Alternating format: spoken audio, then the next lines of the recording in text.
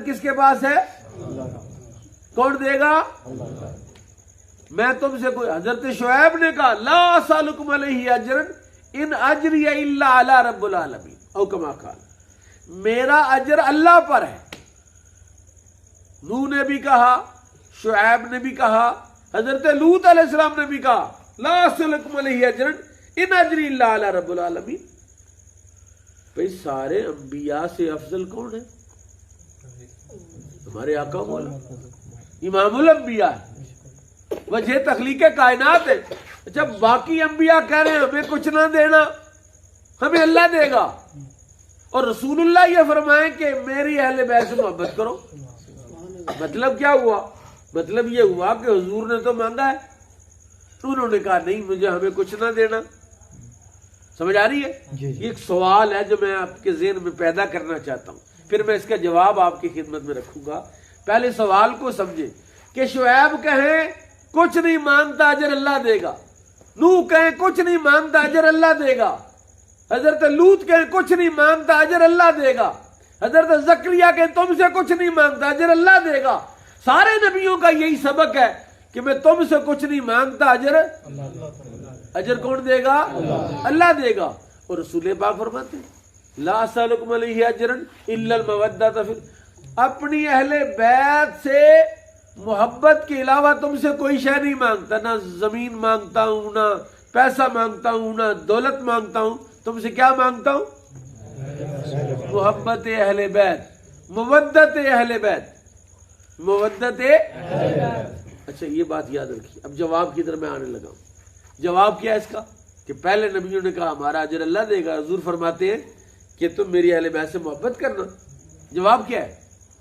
پہلے انبیاء میں سے کوئی بھی نبی خاتم النبیین تاجدار ختم نبوت کوئی نہیں تھا۔ ہمارے آقا و مولا تاجدار ختم نبوت۔ حضرت نوح نے کہا اجر اللہ دے گا، کیوں؟ کہ انہیں پتا تھا میرے بعد نبی آنے والا ہے۔ حضرت شعیب نے کہا کوئی بات نہیں، اجر میں اللہ سے لوں گا، میرے بعد بھی انبیاء کا سلسلہ جاری و ساری رہے گا۔ میرے آقا و مولا جو رحمت للعالمین ہے، انہوں نے دیکھا کہ میری امت تو قیامت تک رہے گی، ہزاروں سال میری امت کو رہنا پڑے گا، میں تو جا رہا ہوں، تو پھر کیا بنے گا میری امت کا؟ فرمایا ترکت فیکم الثقلین کتاب اللہ و اطرتی، لوگو میں تمہیں دو چیزیں چھوڑ کے جا رہا ہوں، ثقلین بھاری چیزیں، وزنی چیزیں، دو چھوڑے جا رہا ہوں، ایک کتاب اللہ اور ایک اپنی اہل بیت۔ اگر تم نے کتاب اللہ کو پکڑ کے رکھا، اس کا دامن تھامے رکھا، گمراہ نہیں ہوں گے، اور اگر میری اہل بیت کے ساتھ جڑے رہے تو گمراہ نہیں ہوں گے۔ اب کتاب اللہ کو، اللہ کی جو کتاب ہے، ترکت فیکم الثقلین، بھاری چیزیں تو یہ تو میرا خیال ہے کہ 1.5 کپا یا آدھا کلو کا ہوگا زیادہ سے زیادہ، تو یہ بھاری کیسے ہو گیا؟ کہا یہ جو آپ کو گتا نظر آ رہا ہے، یہ جو آپ کو کاغذ نظر آ رہا ہے، یہ جو آپ کو الفاظ نظر آ رہے ہیں، یہ قرآن نہیں ہے۔ قرآن ان الفاظ کے معانی کا نام ہے، ان کی تعبیر کا نام ہے، ان کے مفہوم کا نام ہے۔ آپ نے دیکھا الف نار بے بکری پڑھا؟ اب تو وہ آگے نا اے فار ایپل اور بی فار بال، الف نار بے بکری، تو الف مقصود ہوتا ہے کہ نار، بچے کو الف انار، الف مقصود ہے کہ نار مقصود ہے؟ الف مقصود ہے، لیکن پتہ ہے کہ بچے کو الف کا کوئی پتہ نہیں تو انار کا پتہ ہے، تو انار دکھا کے الف دکھاتے ہیں، انار دکھا کے الف سکھاتے ہیں، انار دکھا کے کیا سکھاتے ہیں؟ الف۔ اللہ سونا یہ قرآن کے کلمات، یہ حروف، یہ جو چیزیں ہیں، ان چیزوں کو ہمیں عطا فرما کے اپنا اصل جو حکم الہی ہے وہ سکھا رہا ہے کہ اس قرآن پر نہ رہنا، میری طرف بھی دھیان کرنا، اس قرآن کے پیچھے لگے رہو، تو اللہ کی طرف دھیان بھی اسی کے ذریعے ہی ہوگا۔ تو رسول اللہ نے جو مانگا ہے، اگر آپ کہیں کہ اہل بیت کی محبت مانگی تو کیا حضور نے کہا ہے کہ میری اہل بیت کو زکوٰۃ وغیرہ دیتے رہنا، میری اہل بیت کو پیسوں وغیرہ کے ساتھ اس کی مدد کرتے رہنا؟ یعنی اسلام کا رسول اللہ پر ایک الزام یہ تھا کافروں کا، مشرکین مکہ کا، کہ یہ دراصل ایک نیا دین اس لیے چلا رہے ہیں، ایک نئے دین کی بنیاد اس لیے رکھ رہے ہیں تاکہ یہ جو زکوٰۃ کا نظام ہے نا، یہ ساری ویلتھ اکٹھی کرنا چاہتے ہیں، ساری دولت اور مال جو ان کے ہاتھ میں ہوگا، اور یہ اپنے خاندان کے لیے ایک وراثت چھوڑ کے جا رہے ہیں۔ میرے آقا و مولا نے ایسا ارشاد اور ایسا ضابطہ قائم کیا کہ قیامت تک کے لیے میری اولاد پر زکوٰۃ حرام ہے۔ کافرو اور مکے کے مشرکو، تم نے کہا کہ زکوٰۃ کو اس لیے لازم کیا کہ میرا خاندان کھائے گا، موجیں کرے گا۔ سنو، میں اپنے خاندان پر، اپنی آل پر زکوٰۃ کو حرام کر کے اعلان کرتا ہوں کہ میرا ایمان اللہ پر ہے، میرا اللہ میری اولاد کو ضرور عطا فرمائے گا، رازق تو اللہ ہے۔ اور حضرت امام حسن چھوٹے بچے تھے، رسول پاک کی خدمت میں زکوٰۃ کی کھجوروں کا ایک ڈھیر پڑا ہوا تھا، چھوٹا بچہ ہے، اس کو شعور نہیں ہوتا۔ انہوں نے جا کے نہ تو کھجور، زکوٰۃ کی کھجوروں کے ڈھیر سے ایک کھجور پکڑی اور اپنے منہ میں رکھی، چبانے لگے۔ اچانک رسول اللہ نے دیکھا کہ یہ زکوٰۃ کی کھجور جو ہے وہ کھا رہا ہے، فوراً بھاگے، جلدی سے بچے کو پکڑا اور اس کی حلق میں انگلی ڈال کے کھجور باہر نکالی۔ میں ایک بات کہتا ہوں آپ سے کہ چلو حضرت امام حسن کھجور کھا ہی اگر لیتے، بچہ تھا، کیا ہو گیا؟ ابھی تو شریعت کا مکلف بھی نہیں ہے، ابھی تو اس کو شریعت کی پابندیوں کا اس پر نہیں ہو، بالغ تو نہیں، چھوٹے بچے تھے۔ اور اگر کھجور کھا لیا تو چلو رسول پاک اپنے پاس ایک کھجور اس میں بیت المال میں جمع کرا دے، چلو جو اس نے کھا لیا وہ ہم نے واپس دے دیے۔ رسول اللہ نے قیامت تک کے آنے والے لوگوں کو بتایا کہ میں اللہ کا رسول اس بات کی بھی اجازت نہیں دیتا کہ میرا بچہ، میرا نواسا ایک کھجور ہی منہ میں ڈالے اور وہ حلق سے نیچے لے جائے، تاکہ قیامت تک آنے والے سادات اور سید لوگ بھی یہ سمجھے کہ زکوٰۃ اتنی منع ہے جتنی رسول اللہ نے حلق میں انگلی ڈال کے باہر نکالی ہے۔ اب سنیے، حضرت امام حسن کی یہ حضرت امام حسین کی محبت کا فائدہ کیا ہے؟ یہ جو قرآن کا لا سألکم علیہ اجرا الا المودۃ فی القربی، اپنے رشتہ داروں سے محبت کا سوال کرتا ہوں کہ ان سے محبت کرتے رہنا، ان سے پیار کرتے، فائدہ کیا ہے؟ ہمیں کیا ملے گا بھی؟ محبت امام حسین، ساری دنیا کا محبوب بن گئے تو ہمیں کیا فائدہ ہے؟ سنو ذرا میرے آقا کا فرمان سنو۔ ایک دن حضرت امام حسین کو رسول اللہ نے گود میں بٹھایا ہوا تھا، عرض کی، مولا اللہم انی احبہ، یا اللہ میں اس سے محبت کرتا ہوں، فاحبہ، یا اللہ تو بھی اس سے محبت فرما، فاحب من یحبہ، اور یا اللہ جو جو اس سے محبت کرے تو اس سے بھی محبت فرما۔ دیکھیے محبت اہل بیت کا فائدہ کیا ہوا؟ محبت اہل بیت کا فائدہ یہ ہوا کہ اگر آپ کو امام علی مقام امام حسین سے محبت ہے، حضرت سیدنا امام حسن مجتبیٰ سے محبت ہے اور سچی محبت ہے، جتنی محبت آپ امام حسن سے کریں گے، جتنی محبت آپ امام حسین سے کریں گے، اتنی محبت اللہ آپ سے کرے گا۔ سبحان اللہ، اللہ اتنی محبت آپ کے ساتھ کرے گا۔ اب دیکھیے نا، قرآن نے ایک جملہ فرمایا ہے، بجلی نہیں ہے نا، آپ کے چہرے مجھے ذرا کلیئر نہیں نظر آتے، آپ میری طرف توجہ رکھیں، انشاءاللہ یہ فیضان قرآن آپ کو دل میں محسوس ہوگا۔ اللہ نے فرمایا ان اللہ وملائکتہ یصلون یا ایھا الذین آمنوا صلوا علیہ وسلموا تسلیما، بے شک اللہ اور اس کے فرشتے نبی پاک پر درود بھیجتے ہیں، اے ایمان والو تم بھی نبی پاک پر درود و سلام بھیجو۔ تو ہمیں نبی پاک پر جو درود شریف پڑھنا ہے تو حضور کو کوئی فائدہ تو ہوتا ہی ہوگا نا، آتی ہے نا دل میں بات کہ ہم پڑھتے ہیں صلاۃ والسلام علیکہ یا رسول اللہ، تو حضور کو تو کوئی فائدہ اور نیکیاں شیکیاں جاتی ہوں گی، اجر ثواب ملتا ہوگا۔ میرے آقا نے فرمایا نہ، میرے لیے درود نہ پڑھنا، درود جو ایک مرتبہ من صلی علیہ مرتن، جس نے ایک مرتبہ مجھ پر درود پڑھا صلی اللہ علیہ 10 مرات، او اللہ اس پر 10 مرتبہ درود بھیجے گا۔ اب رسول اللہ پر ایک مرتبہ درود بھیجا تو درود بھیجنے والے کو کیا فائدہ ہوا؟ اللہ کے 10 درود اسے مل گئے۔ پڑھیے ذرا، صلی اللہ علیہ یا محمد نور من نور اللہ۔ اب ہم نے ایک دفعہ درود شریف پڑھا، اللہ پھر فرشتوں کو کہتا ہے اس بندے نے ایک دفعہ پڑھا۔ ایک حدیث پاک میں آتا ہے جس نے من صلی علیہ مرتن صلی اللہ علیہ 100 مرتن، جس نے مجھ پر ایک مرتبہ درود پڑھا اللہ 100 مرتبہ اس پر درود بھیجے گا۔ تب دیکھیے درود پڑھنے کا فائدہ رسول اللہ کو ہے یا پڑھنے والے کو؟ اسی طرح محبت اہل بیت کا فائدہ اہل بیت کی بجائے محبت کرنے والے کو ہے۔ اب ذرا سنیے ایک حدیث سنیے، مزہ آ جائے گا اگر آپ حاضر ہیں۔ گرمی تو آپ کو بھی لگ رہی ہے ماشاءاللہ، اللہ آپ کو ٹھنڈ عطا فرمائے۔ فرمایا من مات علی حب آل محمد مات شہیدا، جو اہل بیت کی محبت دل میں لے کر مرا اللہ اسے شہادت کی موت نصیب فرمائے۔ کتنا سبحان اللہ۔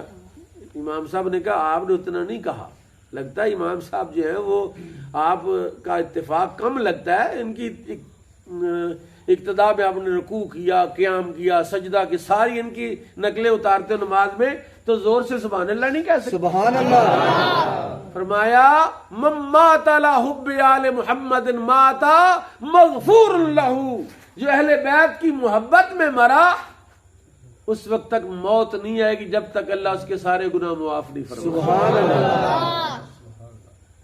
من مات علی حب آل محمد فہو درجۃ فی الجنۃ معی، معی۔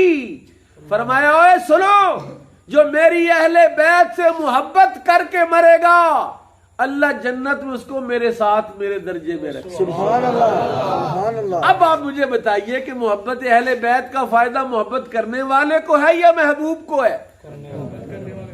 اور حضرت امام حسین کا مقام کیا ہے، امام حسن کا مقام کیا ہے؟ بغیر کسی محنت کے، بغیر کسی تہجد کے، بغیر کسی تلاوت کے، بغیر کسی سرٹیفکیٹ کے، بغیر کسی تعلیم کے، حضور نے فرمایا الحسن والحسین سیدا شباب اہل الجنہ، حسن حسین جنتی جوانوں کے سردار ہیں۔ یہ نہیں کہا کہ میرا حسن اگر ہفتے میں پورا قرآن ختم کرے، میرا حسین اگر 25 حج کرے گا، اگر یہ کام کر لیں گے، پی ایچ ڈی کر لے گا، ایم فل کر لے گا، جناب فلانی ڈگری کر لے گا تو پھر جنتی جوانوں کا سردار ہوگا۔ کہا نہیں، یہ منصب میں نیکیوں پر تو چھوڑ ہی نہیں رہا، یہ منصب تو میری نسبت کی وجہ سے دی۔ سبحان اللہ۔ ہے مسئلہ بڑا قیمتی، میں نے آپ کو بتایا، اتنا استقبال تو نہیں کیا آپ نے، لیکن بہرحال چونکہ گرمی ہے آپ کو معاف کیا جا سکتا ہے۔ کیا آپ گرمی کی وجہ سے مات ماری ہوئی ہے تو آپ سبحان اللہ کیسے کہیں گے، مسئلہ سمجھیں گے کیسے؟ لیکن پھر بھی سنیے کہ محبت اہل بیت کا جو اللہ کہہ رہا ہے کہ قرآن میں کہ کل اسالکم علیہ اجرا الا المودۃ فی القربى، کوئی اعتراض کرے کہ رسول اللہ نے محبت اہل بیت کا مطالبہ کیا ہم سے، یہ بنتا نہیں تھا، اجر اللہ دیتا، نوح کو اجر اللہ دے سکتا ہے، شعیب کو اجر اللہ دے سکتا ہے، زکریا کو اجر اللہ دے سکتا ہے، لوط علیہ السلام کو اجر اللہ دے سکتا ہے، تو رسول اللہ کو اجر اللہ نہیں دے سکتا؟ فرمایا نہیں نہیں نہیں نہیں نہیں، تیرا ذہن غلط ہے، تیرا خیال غلط ہے، تیری سوچ غلط ہے۔ اصل بات یہ ہے کہ رسول اللہ تیرے فائدے کے لیے اپنے شہزادوں کی محبت کی، سبحان اللہ۔ اس لیے حکم دے رہے ہیں کہ فائدہ تیرا ہو جائے۔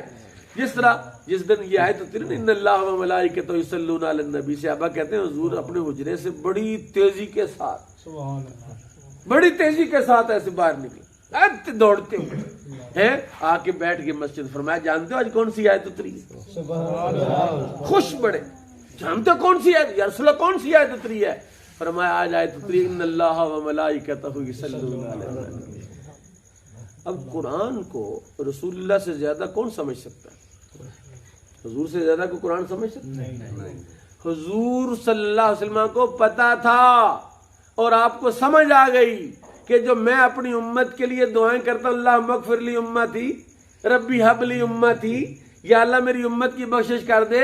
گویا کہ حکم درود اللہ نے بھیج کر میری امت کو بخش دیا، سبحان اللہ، سبحان اللہ، بخشش کا سامان کر دیا ہے، بخشش کے اسباب پیدا کر دیے ہیں.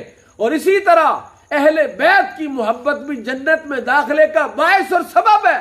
تو گویا کہ جو رسول اللہ کے رونے کا باعث تھا، جو حضور کی گریہ زاری کا باعث تھا، معراج کی رات بھی حضور ہمارے لیے روئے ہیں، غار ثور میں بھی ہمارے لیے روئے ہیں، غار حرا میں بھی ہمارے لیے روئے ہیں.